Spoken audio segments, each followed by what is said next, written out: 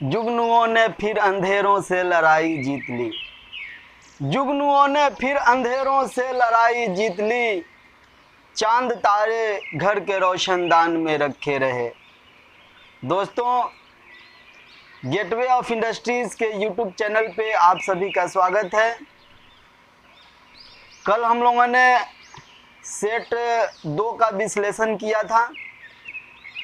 आज हम लोग सेट 3 का विश्लेषण करेंगे। सेट 2 और सेट 1 का वीडियो का लिंक चाहिए तो मैं डिस्क्रिप्शन में डाल दूँगा, वहाँ से आप सेट 1 और सेट 2 देख सकते हैं। तो आइए देखते हैं सेट 3 का क्वेश्चन नंबर 1 क्या है। आइए देख लेते हैं। क्वेश्चन नंबर 1, तीर के निशान के शीर्ष की लंबाई होती है। पहला क्वेश्चन क्या है?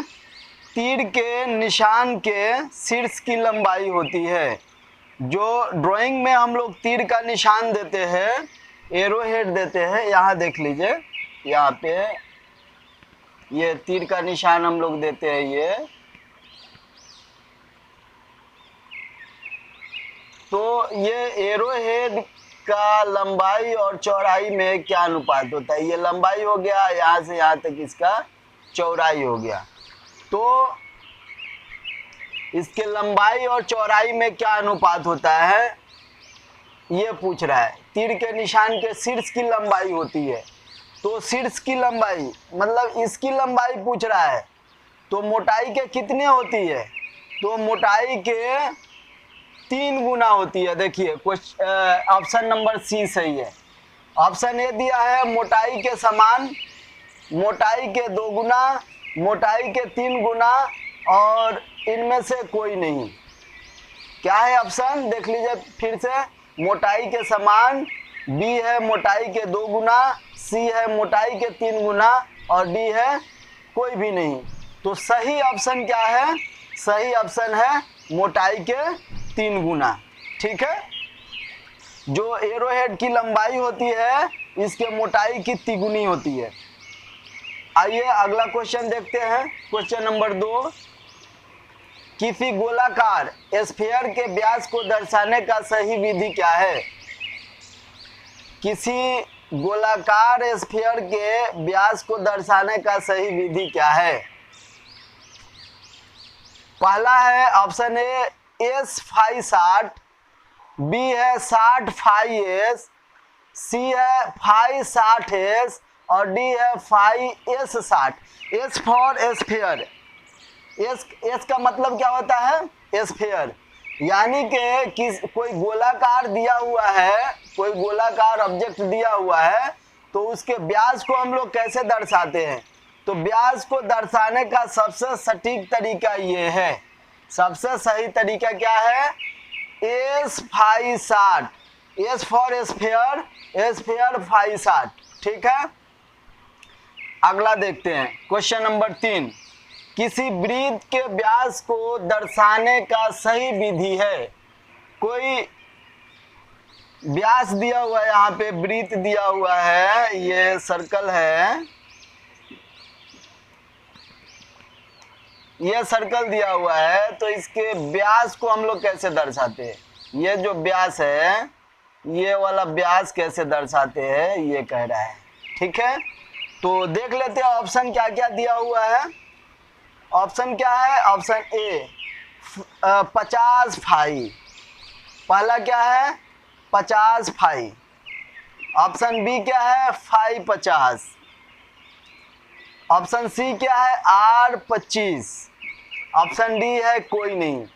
तो कोई भी सर्कल दिया हुआ है, उसको उसका व्यास हम लोग कैसे दिखाते हैं ड्राइंग में?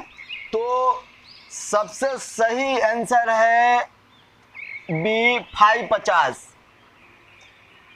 फाई 50 व्यास दिखाना है, तो हम लोग फाई से, व्यास का सिंबल जो होता है वो फाई होता है। ठीक है।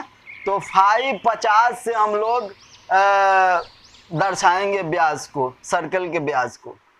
अगला क्वेश्चन देखते हैं, यानी कि क्वेश्चन नंबर 4 है, दो रेखाओं के मध्य न्यूनतम दूरी कितनी रखी जाती है।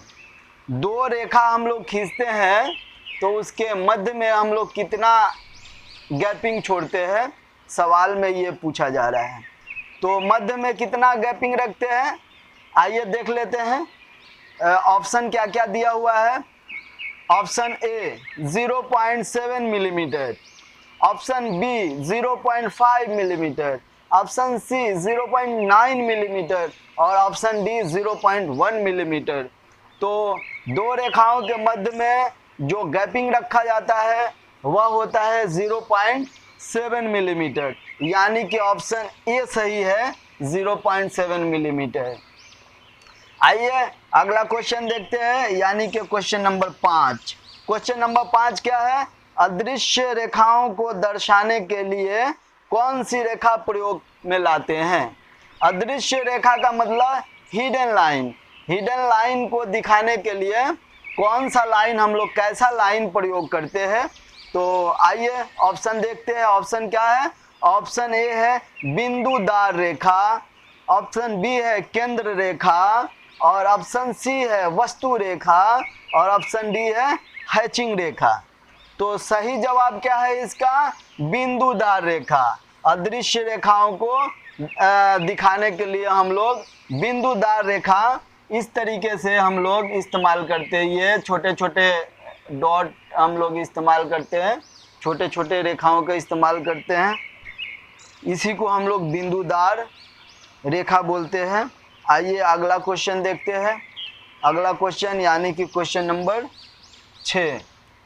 यहाँ देखिए क्वेश्चन नंबर 6 में है, ड्राइंग में खींची जाने वाली विमांकन रेखा होती है। विमांकन रेखा मतलब डायमेंशन लाइन। डायमेंशन लाइन कैसी होती है, तो आइए देखते हैं ऑप्शन क्या क्या दिया हुआ है। ऑप्शन ए है मोटी रेखा, ऑप्शन बी है पतली रेखा, ऑप्शन सी है बिंदुदार पतली रेखा और ऑप्शन डी है बिंदुदार मोटी रेखा।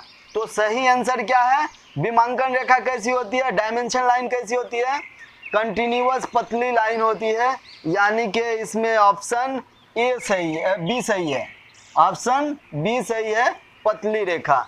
विमांकन रेखा हमेशा पतली होती है। आइए अगला क्वेश्चन देखते हैं, यानी कि क्वेश्चन नंबर 7। क्वेश्चन नंबर 7 क्या है, हैचिंग रेखा किस कोण पर झुकी होती है। जो हैचिंग रेखा होती है, सेक्शन लाइन जिसको बोलते हैं, सेक्शन लाइन कितने डिग्री के कोण पे खींचते हैं, इसका मतलब ये हुआ। तो आइए देख लेते हैं क्या क्या ऑप्शन दिया हुआ है। ऑप्शन ए है 30 डिग्री, ऑप्शन बी है 45 डिग्री और ऑप्शन सी है 60 डिग्री, ऑप्शन डी है 75 डिग्री। तो इसका सबसे सटीक आंसर है, सही आंसर है 45 डिग्री, यानी कि ऑप्शन बी सही है। हाँ, एक चीज़ और ध्यान में रखना है, हैचिंग रेखा 45 डिग्री पे तो खींची ही जाती है, लेकिन असेंबली के केस में 30 डिग्री और 60 डिग्री में भी खींचा जाता है। ठीक है, अब आइए देखते हैं क्वेश्चन नंबर 8। क्वेश्चन नंबर 8 क्या है, किसी लंबे भाग में कम स्थान में प्रदर्शित करने हेतु किस किस्म की रेखा का प्रयोग में लाते, किस किस्म की रेखा को प्रयोग में लाते हैं। लंबे भाग को कम स्थान में दिखाना है तो कौन सा रेखा प्रयोग करेंगे, इसका मतलब यह होता है। तो जैसा कि हम लोग पढ़े हैं कि लंबे भाग को कम स्थान में दिखाने के लिए हम लोग लॉन्ग ब्रेक रेखा का प्रयोग करते हैं। तो आइए देखते हैं ऑप्शन में क्या है। ऑप्शन ए में है विमांकन रेखा यानी कि डायमेंशन लाइन, बी में है बिंदुदार रेखा और सी में है शॉर्ट ब्रेक रेखा और डी में है लॉन्ग ब्रेक रेखा। तो सही आंसर है लॉन्ग ब्रेक रेखा। Long break line. ठीक है, किसी लंबे भाग को कम स्थान में दिखाने के लिए लॉन्ग ब्रेक लाइन का प्रयोग करते हैं। याद रखिएगा, कभी भी लंबे पार्ट्स को दिखाना है कम भाग में, कम जगह में, तो हम लोग लॉन्ग ब्रेक लाइन का प्रयोग करते हैं, लॉन्ग ब्रेक रेखा का प्रयोग करते हैं। आइए देखते हैं अगला क्वेश्चन, क्वेश्चन नंबर 9। निरंतर मोटी रेखा का दूसरा नाम क्या है? जो मोटी रेखा होती है, थिक लाइन होती है, उसका दूसरा नाम क्या है? तो मोटी रेखा का दूसरा नाम क्या है? वस्तु रेखा भी बोलते हैं, ऑब्जेक्ट लाइन। मोटी रेखा का दूसरा नाम क्या है? Object line. आइए देख लेते हैं क्या क्या ऑप्शन दिया हुआ है। ऑप्शन ए है विमांकन रेखा, ऑप्शन बी है वस्तु रेखा, ऑप्शन सी है विस्तार रेखा और ऑप्शन डी है प्रक्षेप रेखा, प्रोजेक्शन लाइन। तो सही आंसर क्या है? वस्तु रेखा। ऑप्शन बी सही है, वस्तु रेखा। यानी कि जो मोटी रेखा होती है उसको वस्तु रेखा या ऑब्जेक्ट लाइन भी कहा जाता है। अब अगला क्वेश्चन देखते हैं, क्वेश्चन नंबर 10। मोटे सिरों वाली पतली चेन रेखाओं का प्रयोग किया जाता है।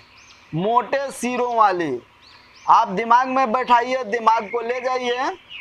जब क्लास आप लोगों का चला था, मोटे सिरों वाली चेन रेखा को क्या कहते हैं? तो जाइए बैक में और देखिए कि दोनों तरफ, किस रेखा के दोनों तरफ मोटी सिरा होती है। तो कटिंग प्लेन लाइन जो होती है, देखिए कटिंग प्लेन हम लोग लाइन बनाते हैं ना, एक शुरू में खूब मोटा देते हैं और एक लास्ट में खूब मोटा देते हैं, है ना। इसके बाद एक लंबा डैश, फिर दो छोटे छोटे डैश, फिर एक लंबा डैश, फिर दो छोटे छोटे डैश, फिर लंबा डैश, है ना। ये तो ये चेन रेखा हो गया और ये दोनों सिरों मोटा हो गया, दोनों सिरा मोटा हो गया। तो इस लाइन को क्या बोलते हैं? हम लोग बोलते हैं कटिंग प्लेन लाइन। और यही वाला कह रहा है कि ये सिरा जो है किस लाइन में प्रयोग करते हैं। तो आइए देख लेते हैं ऑप्शन में क्या क्या है। पहले फिर से क्वेश्चन एक बार देख लेते हैं। मोटे सिरों वाली पतली चेन रेखाओं का प्रयोग किया जाता है। तो देखिए इसमें मोटा सिरा है और ये चेन रेखा है। इसका प्रयोग कहाँ करते हैं? इसका प्रयोग हम लोग कटिंग प्लेन को दिखाने के लिए करते हैं। तो ऑप्शन नंबर ए सही है, ऑप्शन ए सही है, कटिंग प्लेन लाइन। ये कटिंग प्लेन लाइन ही है। अगला क्वेश्चन देखते हैं, क्वेश्चन नंबर 11। कौन सी रेखा हस्त मुक्त खींची जाती है? कौन सी रेखा हस्त मुक्त खींची जाती है? तो आइए देखते हैं ऑप्शन क्या क्या दिया हुआ है। ऑप्शन ए है केंद्र रेखा, ऑप्शन बी है ब्रेक रेखा, ऑप्शन सी है प्रोजेक्शन रेखा और ऑप्शन डी है विस्तार रेखा। ठीक है, तो कौन सा सही है? फ्री हैंड रेखा कौन सी रेखा खींची जाती है? ब्रेक रेखा खींचते हैं। ब्रेक रेखा को हम लोग फ्री हैंड खींचते हैं।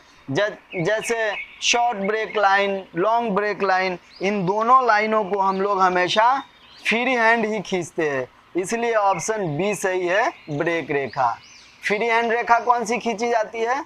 ब्रेक रेखा खींची जाती है। अगला क्वेश्चन देखते हैं, क्वेश्चन नंबर 12। हैचिंग रेखा के मध्य कम से कम कितना दूरी होना चाहिए? हैचिंग रेखा के मध्य कम से कम कितनी दूरी होनी चाहिए? हैचिंग रेखा यानी कि सेक्शन लाइन, जो सेक्शन लाइन खींचते हैं उसके मध्य कम से कम कितना दूरी होना चाहिए? आइए ऑप्शन देख लेते हैं क्या क्या ऑप्शन है। ऑप्शन ए है 0.6 मिलीमीटर, ऑप्शन बी है 0.7 मिलीमीटर, ऑप्शन सी है 0.8 मिलीमीटर और ऑप्शन डी है 0.9 मिलीमीटर। ठीक है, तो कौन सा ऑप्शन सही है? ऑप्शन बी सही है, 0.7 मिलीमीटर। यानी कि हैचिंग रेखा या सेक्शन लाइन के मध्य कितना, कम से कम कितना दूरी छोड़ सकते हैं? तो आंसर, राइट आंसर है 0.7 मिलीमीटर। ठीक है, अगला क्वेश्चन देखते हैं, यानी क्वेश्चन नंबर 13। ड्राइंग में मोटी और पतली रेखाओं के मध्य का अनुपात क्या होता है? ड्राइंग में मोटी और पतली रेखाओं के मध्य का क्या अनुपात होता है? आइए ऑप्शन देख लेते हैं। ऑप्शन नंबर ए है 5:3, ऑप्शन नंबर बी है 5:2, ऑप्शन नंबर सी है 4:3 और ऑप्शन नंबर डी है 3:2। मोटी और पतली रेखाओं के मध्य क्या रेशियो होनी चाहिए? तो 5:3 का रेशियो होता है। जो ड्राइंग में मोटा और पतला लाइन हम लोग खींचते हैं उसमें जो रेशियो होता है वो 5:3 का होता है। यानी कि मोटी रेखा 5 मिलीमीटर खींचिएगा तो पतली रेखा 3 मिलीमीटर खींचना होता है। आइए अगला क्वेश्चन देखते हैं, यानी क्वेश्चन नंबर 14। तीर के निशान की लंबाई और चौड़ाई का अनुपात होता है। तीर के निशान की लंबाई और चौड़ाई में अनुपात होता है, कितना होता है? आइए देख लेते हैं ऑप्शन। ऑप्शन ए है 1:3, ऑप्शन बी है 3:1, ऑप्शन सी है 1:2, ऑप्शन डी है 2:1। तो राइट आंसर है 3:1। यानी कि तीर के निशान की लंबाई में और चौड़ाई में जो अनुपात होता है वह 3:1 होता है। यानी कि तीर की लंबाई अगर 3 मिलीमीटर खींचते हैं तो उसका मोटाई आप 1 मिलीमीटर खींचेंगे। तो इस तरीके से हम लोगों ने आज सेट नंबर 3 का विश्लेषण किया। कल पुनः हम सेट नंबर 4 को लेकर के उपस्थित होंगे। तब तक के लिए हमें इजाज़त दीजिए। अपना आप लोगों ने मुझे इतना बहुमूल्य वक्त दिया, इसके लिए आप सभी लोगों का बहुत बहुत धन्यवाद। फिर मिलते हैं अगले सेशन में।